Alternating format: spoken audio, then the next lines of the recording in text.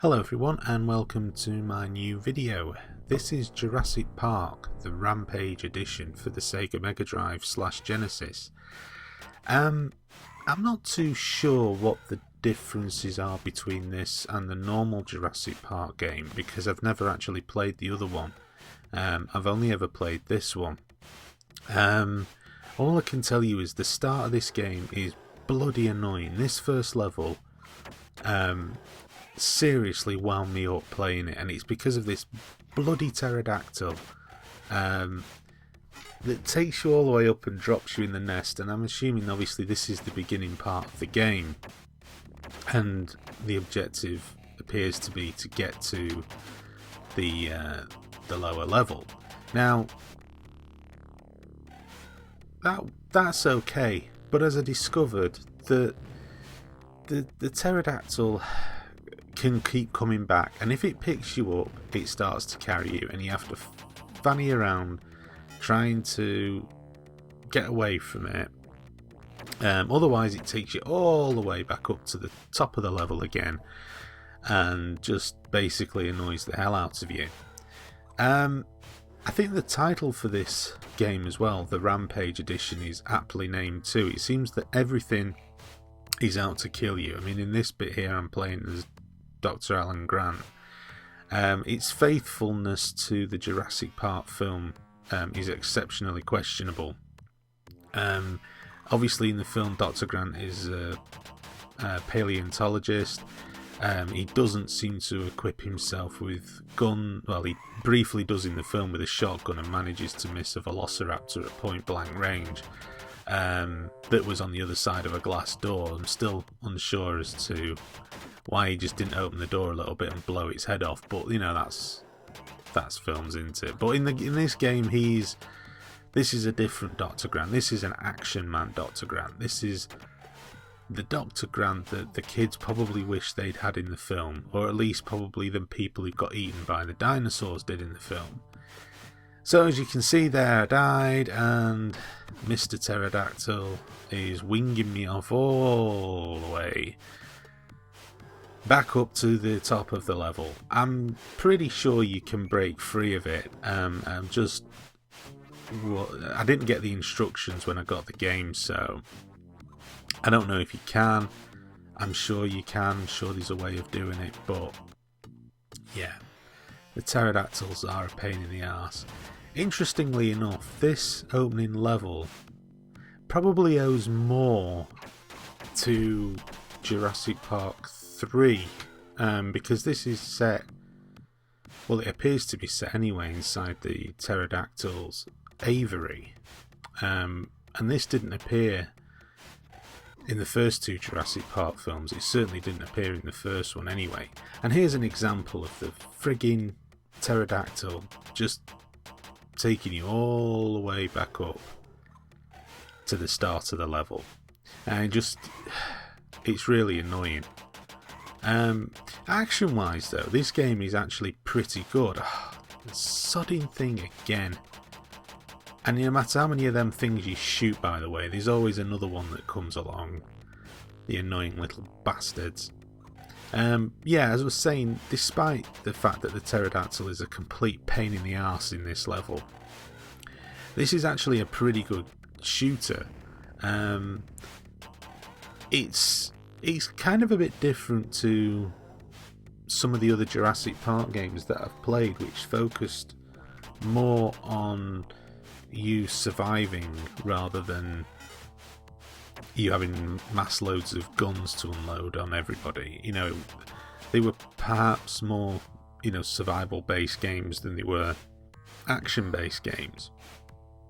I had a Jurassic Park game on the Amiga which was really good, and essentially you had to get yourself out of the park. It probably followed the movie considerably closer than this version does. I mean, in this version, it is like the Rampage edition. It was obviously coded in mind of just being nothing more than a complete action game, and taking a huge license with the film's subject matter. The other cool thing as well, as you can see here, is you can actually play as the dinosaurs. In this case, it's the Velociraptor.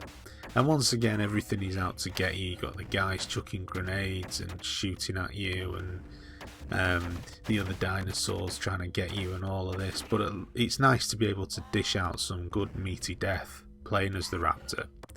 And this, you can pull off some of the nice moves, the nice sort of jump and claw attacks from the film. And the sound's pretty genuine too. It's pretty good. It is quite tough though, it must be said. It's very, very easy to get inundated with guys chucking grenades and shooting at you with machine guns. Sometimes it's best just to do that and charge along. Now, I'm not too sure what the Raptor's picking up here. I'm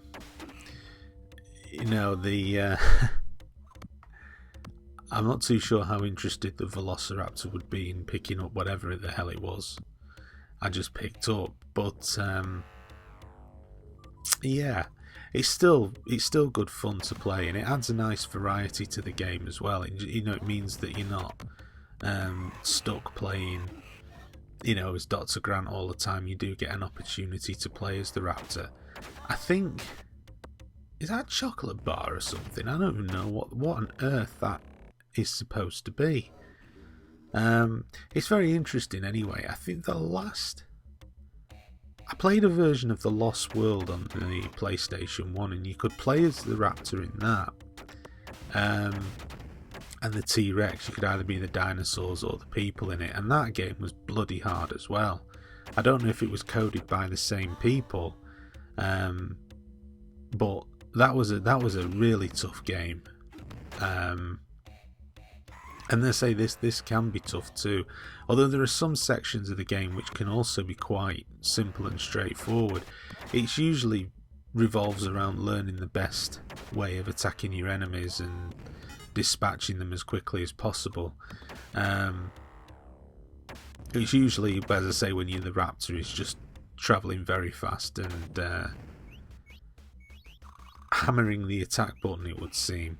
And there's these bloody annoying compies in this bit. That does look like a chocolate bar. It gives you energy anyway. Whatever it is, it gives you energy, which is a bit odd if it is a chocolate bar, considering this is a Velociraptor. You would think that eating people would probably be the way that you'd get energy rather than eating a chocolate bar. I know you can eat these little compy things. I think they give you some energy as well. But yeah, as I say, it is quite enjoyable. Don't get me wrong, this isn't the best movie tie-in I've played. As I say, there are a lot of annoying things with it that really, I think with a little bit more care and attention, they could have probably done a better job with. Certainly in that first level, the annoying pterodactyl thing could have been taken out, but then again, I suppose they're just trying to increase the difficulty, and usually the way they did it with 16-bit games and 8-bit games was making part of it that infuriating that you needed to stop playing it for a bit to try and calm down. And I think that was pretty much par for the course. I'm pretty confident that these pterodactyls aren't going to pick up this Velociraptor though and take him off to a nest somewhere. Of that I am very confident. But yeah, I mean the good fun is there to be had through the fact that it does exactly what it says on the case. It is a rampage, and in that sense it is good fun to play. If you just want to let off some steam and go around and beat the living crap out of things playing as a dinosaur, or shoot the living crap out of everything being the part of the human, Dr. Rambo Grant, then yeah, this is a very good game. It's kind of interesting what happened with the Jurassic Park franchise. I loved the first film, and I loved the book, The Jurassic Park: The Lost World. It's a shame they didn't really make the film of The Lost World as it was in the book. There were some elements they borrowed from, but The book in itself was far more terrifying. Mind you, that could be said for the original Jurassic Park story, but I'd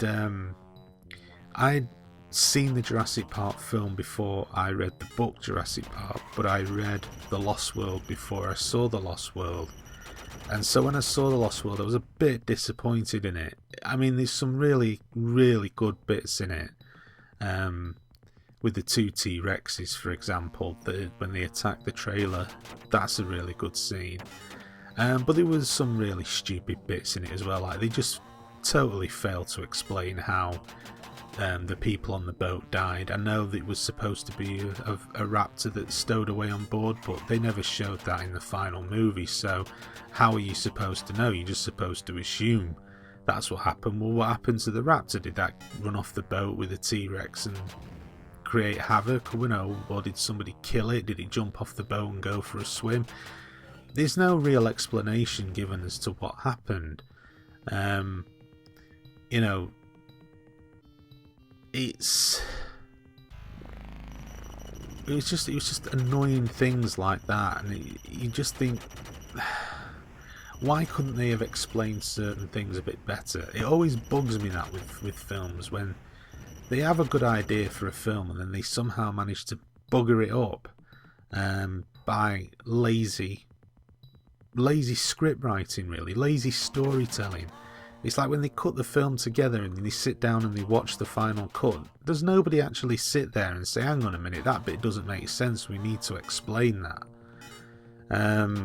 Or just, you know, probably in all honesty, nobody gives a toss. That's probably the truth behind it. Jurassic Park 3 was okay. I felt that the introduction of the Spinosaurus to try and up the ante a bit, you know, look, we've got a bigger and nastier dinosaur than the T-Rex, bit predictable. I thought it was a bit, had too much comedy in it for me. I felt the third film, there was too much comic relief in it. I just seriously doubt people in that situation would have been laughing too much. And again, you know, the people are very, very stupid, and they do very, very stupid things, and you know, they don't seem to have an ounce of common sense whatsoever. Yeah, I mean, I know they're just dinosaur films, and the objective is how do we get people onto the island so the dinosaurs can munch on them. But I don't know. I always like to think that, you know, there's better scripts than the ones that get okayed. I mean, they're supposed to be making another Jurassic Park film. I don't really see where they can go with the series, to be perfectly honest with you. I mean, just leave it. Just leave it be. You know, the 3 films were more than enough. Leave it be. Don't start making another Jurassic Park film just because, you know, it's a franchise that can be exploited. Do it because there's an actual requirement for it. I mean, as I say, I don't know what they're going to do or how they're going to go about it, but I can pretty much say for certain that they'll probably make a complete balls up of it. Or then I could be completely wrong and they could do a fantastic job. Who knows? But the track record for these things tends to be pretty checkered and doesn't always seem to go according to plan.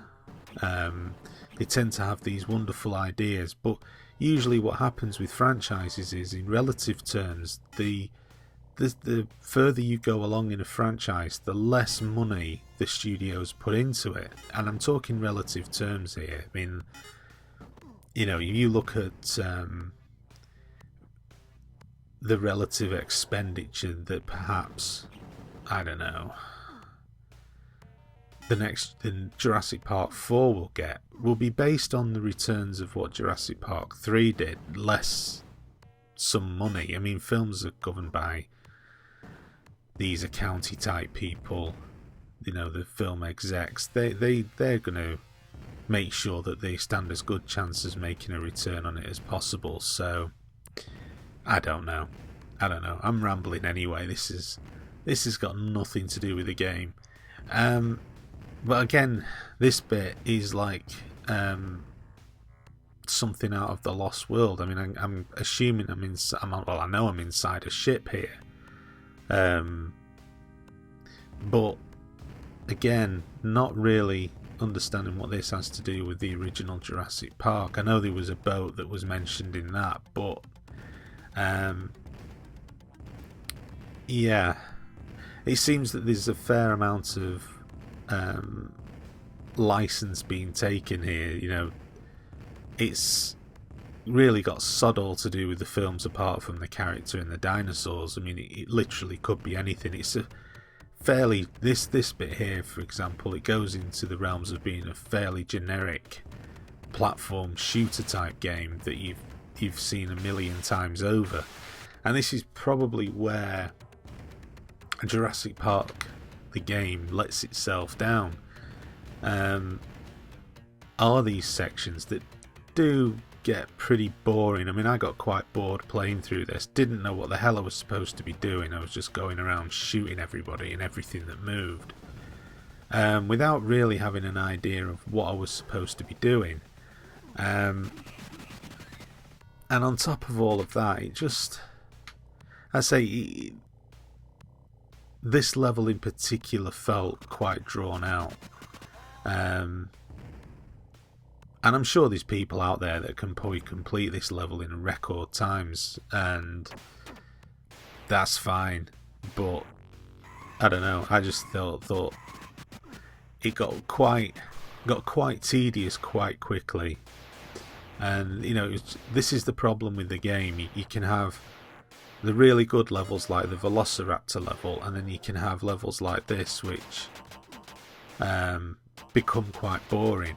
And this bit here, I mean, I fell into that water and I thought, well, I'm going to die, but I didn't. Obviously, you know, it's giving me a decent chance to survive, even though the water looks like it's supposed to be electrified. But again, I mean, as you can see, I've got no idea what I'm supposed to be doing or where I'm supposed to be going or how.